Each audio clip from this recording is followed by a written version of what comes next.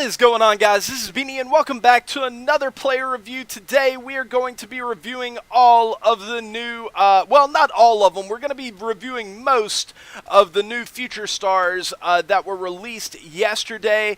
There are a lot of really intriguing cards, guys, and there are a couple guys that I think people are sleeping on that I looked into, and I really think that I love, and I really think are going to be amazing players if you decide to use them.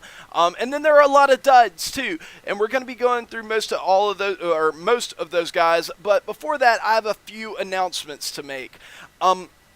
First of all, my stream yesterday was amazing. It really, really was. I loved every minute of it. You guys were amazing, and thank you to everyone who donated to me. But a big special thanks to my buddy TC, who donated $100 to me, which is just freaking insane.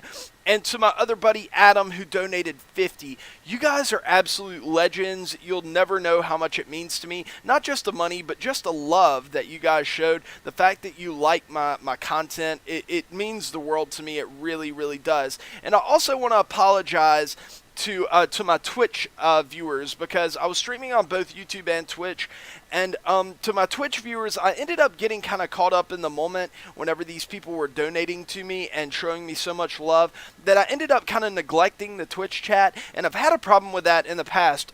In the past, it's been more of a technical thing, but now this was just me kind of getting caught up into the moment. And I'm sorry for that. I will try to do better in the future. I will try to interact more with you guys, and I'd really appreciate your understanding in that, because I really on the YouTube side it really was amazing yesterday.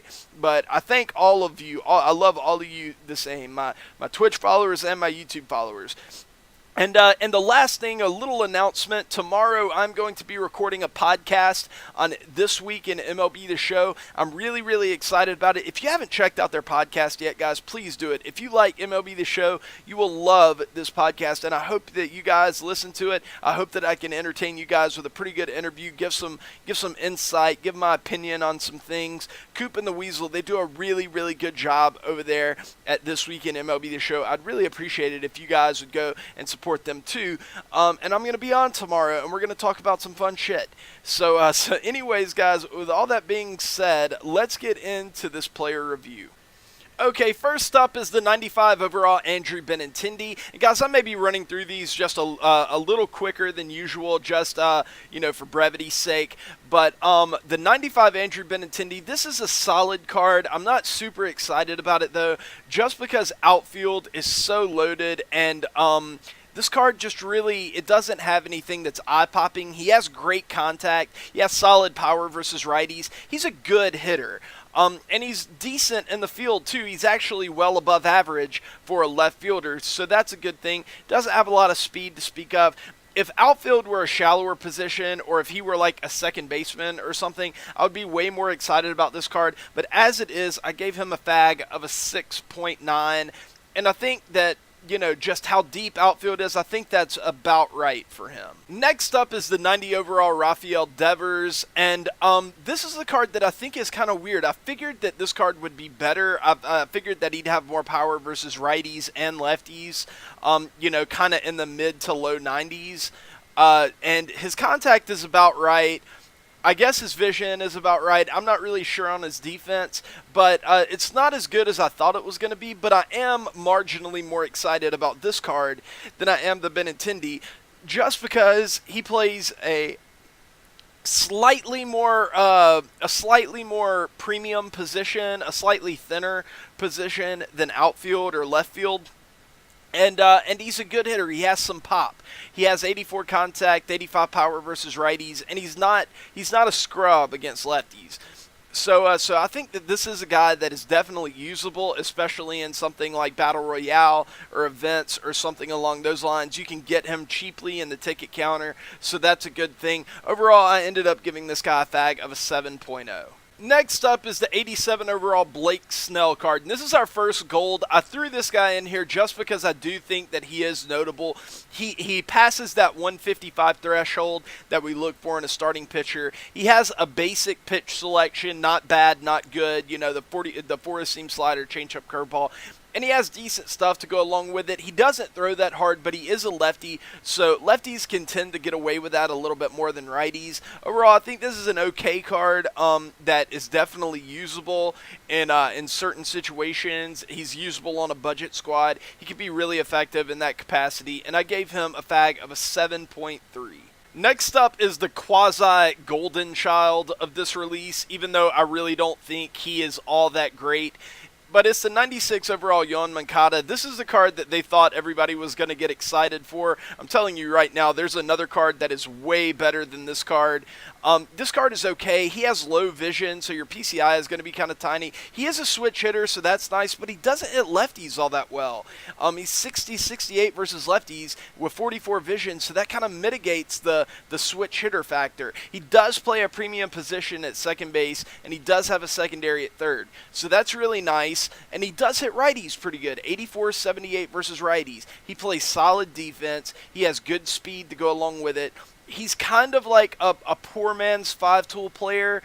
I think Yoan Moncada's ceiling is way higher than this card would indicate. Like, I think that Yoan Moncada could be a 30-30 guy in the future, and this card really isn't, I don't think a guy with these attributes is really going to go 30-30. I don't know. Maybe plug these attributes into seasons and see if he would. I don't really know. It's kind of disappointing. So overall, I ended up giving him a fag of a 7.5. That even feels a little bit high, but because of the way the formula works, his defense and his speed inflated that a little bit. Plus the fact that he's a switch hitter, I had to give a little bit of love there. So 7.5 I think is about fair. It's definitely not an end-game card or anything like that. Next up is the 90 overall Lucas Giolito, and this card is a little bit more obvious than the ones that I'm going to be talking about later, but everybody was pretty pumped about this card too whenever they saw it. He's definitely usable. He hits that 155 mark that we want for the hit and K per 9. He has unbelievable pitch selection, about as good as pitch selection as you can get. I really like the fact that he has a sinker and a circle change to go along with it. He has great stuff. He throws hard enough. He's got great break on his pitches. He's got good speed differential. He's the total package. His per 9, the only downside is that his per 9s aren't like elite. Like, if he had like 89, 81 hit and K per 9, he would be one of the best cards in the game, or one of the best pitchers in the game, honestly. But the fact that his are a little bit lower, that probably keeps him out of like the top 10 or 15. He's a usable pitcher, but he's not like the elite of the elite. He's just very, very, very good. And it's kind of weird because Lucas Giolito in real life has kind of taken a nosedive as a prospect. A lot of people are starting to talk about him as a reliever. A lot of people are starting to say that he's maybe a back end of the rotation starter now. And he's fallen off the map pretty quick. I don't know if he's ever going to have enough to reach this 90 potential, but we'll see.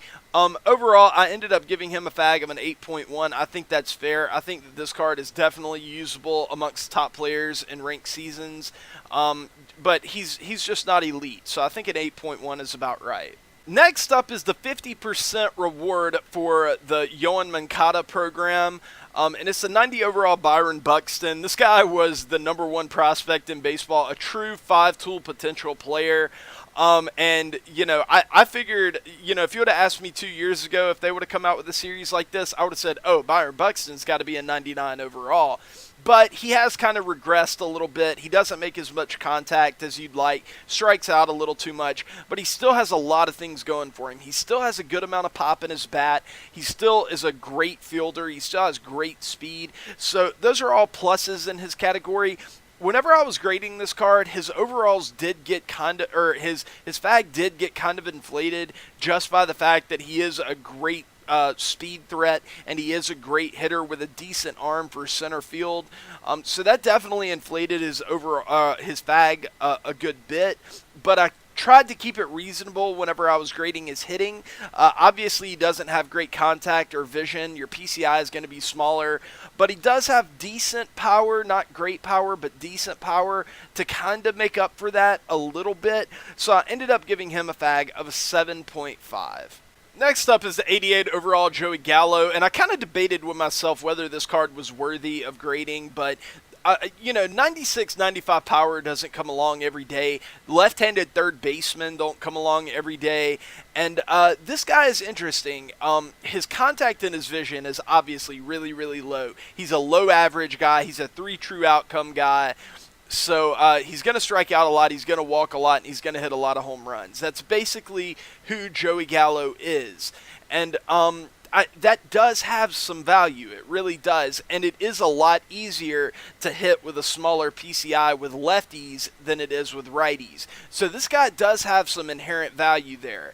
And also, he is not a great defender as far as his glove goes, but he does have a cannon of an arm. So if you decide to play him in a corner outfield spot, if you decide to play him at third base, that's going to be a weapon in either of those spots. And he could end up being pretty solid for you there. And, you know, his speed really isn't much to speak about at all. So whenever I graded him, I came out with a FAG of a 6.7. Okay, guys, next up is the 88 overall Francis Marte. And, guys, this card is freaking legit. But he's legit for a reason that you don't know. Most of you don't know. Whenever you look at this card, you're thinking that he's going to be a flamethrower. He's going to be a guy that hits 90. I'm not 90, 100. He's going to be one of those guys that is just, he's going to blow it past you. But the problem with him is that he doesn't have great pitch selection. Well, I'm here to tell you that this card is going to be the sneakiest play of the year. For the guys who identify this card, they're going to be at a huge advantage because this guy has one of the sickest weapons I've seen in this game. Okay, first of all, let's start with his per nines. His per nines are very, very good. Comes out to a 163 or a 164 combined. That's very, very good. Well above average. So he has no problems there. His pitch selection is where you start to run into the issues. If he had a cutter, if he had a slider, this guy would, in my opinion, there'd be no doubt. He'd be a top 10 pitcher, no doubt about it. But even right now, with the four-seam 12-6 changeup and sinker, I think that he's on the fringes of that, honestly.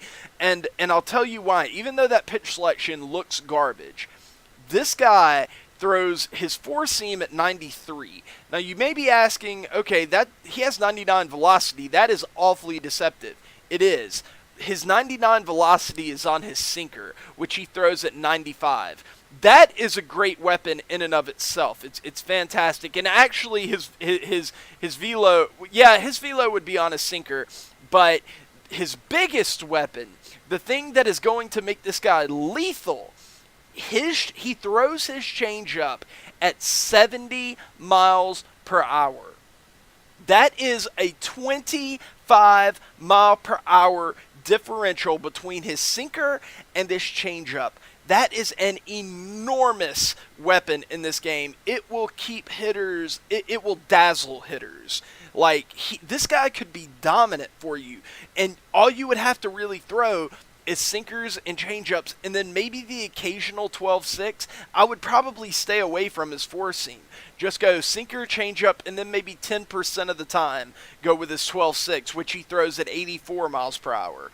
This guy is absolutely deadly. I couldn't give him that high of a FAG just because his pitch selection wasn't that good, and I do try to grade that pretty strictly, but I gave him a perfect grade on his stuff, and I gave him a very good grade on his per nines. So that ended up coming out to an 8.1, but I'm telling you, this guy could play like a 9+. He really could. I'm really excited about this card. As you can see, I bought him. I'm going to try him out. I think that this guy could be absolutely disgusting. Next up is the 91 overall Ahmed Rosario, and this card is really solid. He's a shortstop, plays good defense, has great speed, really solid contact. He kind of reminds me of somebody like Francisco Lindor, with a little bit better speed, a little bit less defense. But offensively, he kind of profiles along those lines. Going to be a contact guy, not going to hit a ton of bombs for you. But honestly, if you're looking for speed at the shortstop position, this guy could be a decent option, like certainly. So I ended up giving him a grade of an 8.0, and I think that that's about right. I think that his defense and his speed plus the fact that he has really good contact really make this card play up. So yeah, Ahmed Rosario an 8.0. Next up is Tyler Glasnow, and for all of you guys wondering if this guy is similar to the Francis Marte, he's not. His pitch selection is identical to the Marte's. His per nines are even a little bit better, so that's great. Plus, he throws really hard, but the pitch selection is just really hard to get past. He doesn't have that incredible changeup or anything like that to kind of combat the selection issues that he has. So overall, I ended up giving this guy a grade of a 6.9. I think that that's about right. Maybe it should be a little bit higher just because his per nines and his stuff are so good, but I tend to weight pitch selection really, really highly when I put this formula in, so maybe it kind of devalued him just a little bit. But overall, I think that this guy is just a well above average pitcher, but not a great one at all. Okay, and next up is the best card that has been released in this game, the best future star that has been released in this game so far. In my mind, there's no doubt that Francis Marte card is very intriguing, but this card, in my opinion, kind of takes the cake, and it's basically because he has a slider and he throws his four-seam fastball, you know, up into the upper 90s to 100. This guy's a flamethrower. He has excellent per nines. What is that, like a 171? Yeah, he comes out to a 171, which is getting into the elite category whenever you're talking about starting pitchers. He has amazing stuff. He has amazing break on almost all of his pitches. He has a slider, which is something that a lot of the other pitchers in this release, something that they don't have.